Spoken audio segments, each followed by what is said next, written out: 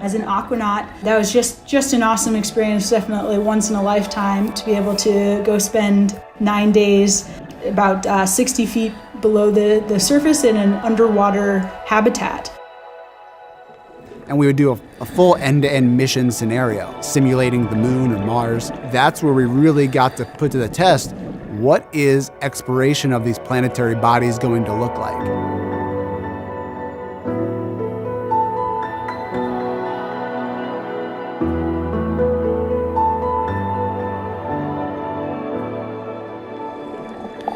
So when we have these, what we call aquanauts, living in this underwater habitat, we can simulate some of the conditions that the astronauts will experience. And we're actually able to have these aquanauts conduct EVAs, or extravehicular activities, simply put, spacewalks, outside of this habitat. So really being able to see that process from multiple different angles, I think will be really beneficial as we start to nail down exactly what that's going to look like for Artemis. Artemis is taking humans for the first time to the moon's South Pole region. This area of the moon features some of the coldest temperatures in the solar system. Artemis astronauts will look for signs of frozen water and gather clues about the young solar system, when the planets and moons were just forming. Flash forward to astronauts exploring the lunar surface with the Artemis program. They're going to be doing exploration. They're going to be visiting a site on the moon that no human being has ever visited before. And they're going to be taking pictures and describing rocks that they see, collecting samples, deploying instruments. And we want to, have them experience all of these things here on Earth, of course, before they fly to the moon. NASA has been training astronauts in geology and geoscience for decades.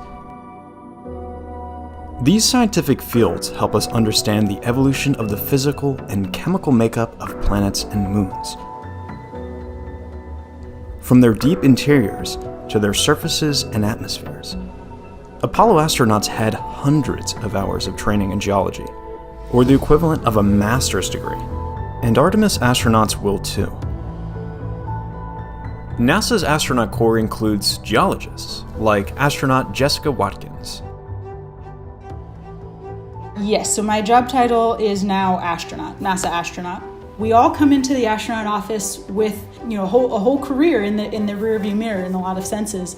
For me, the way that I ended up kind of sitting in this seat was by keeping it in the back of my mind. So I became interested in Mars at a pretty young age, actually. I'm not sure, somewhere around 5th grade. So this was in a defining time for my life. But I remember for some school project, making a book about Marty the Martian. That love kind of carried through in college when I found geology, because I learned that there's this thing called planetary geology. And the idea of being able to study the surface of another planet was just the coolest thing to me as somebody who loved Mars. Geology training on our home planet covers just one aspect of what it would be like to scientifically explore the moon. Lower gravity, extreme temperatures, and a bulky spacesuit make operating tools and collecting rocks a great challenge. NASA scientists and engineers work hard to design and build custom tools that will work well in the extreme environment of the moon's south polar region. Making any sort of hardware that flies in space is a huge team effort. I help to lead a team of people who are building moon tools. And so specifically the tools that are going to take samples of the moon and bring them back to Earth so the scientists can study them for generations to come. At Johnson Space Center, we have what's called the Rock Yard, which is essentially kind of a large open space where we've imported rocks, basically a human-sized sandbox. It's great. At the Rock Yard, we get astronauts to come out to be test subjects, but we also get engineers and scientists and operators to be test subjects as well, so that we can fully understand what it's like to be in that crew perspective.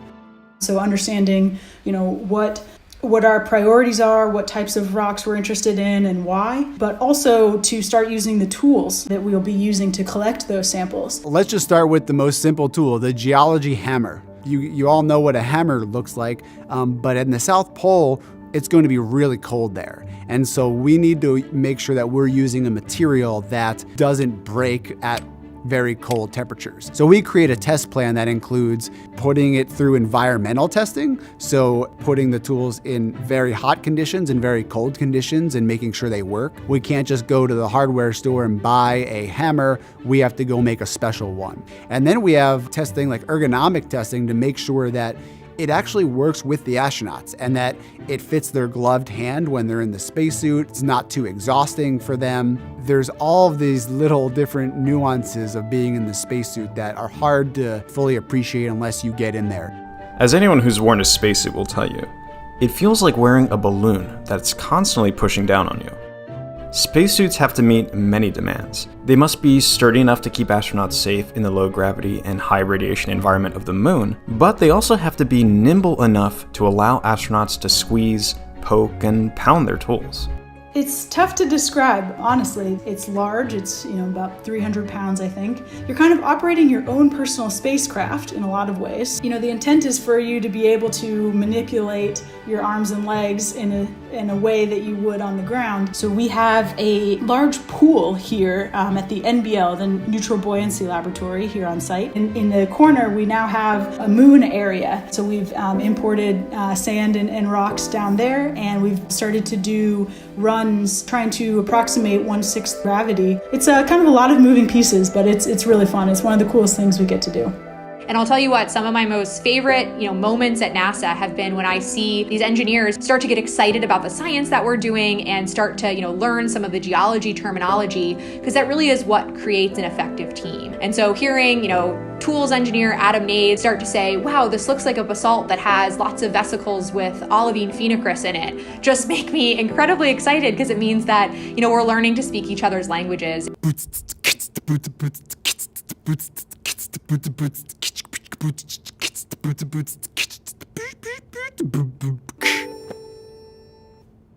There you go.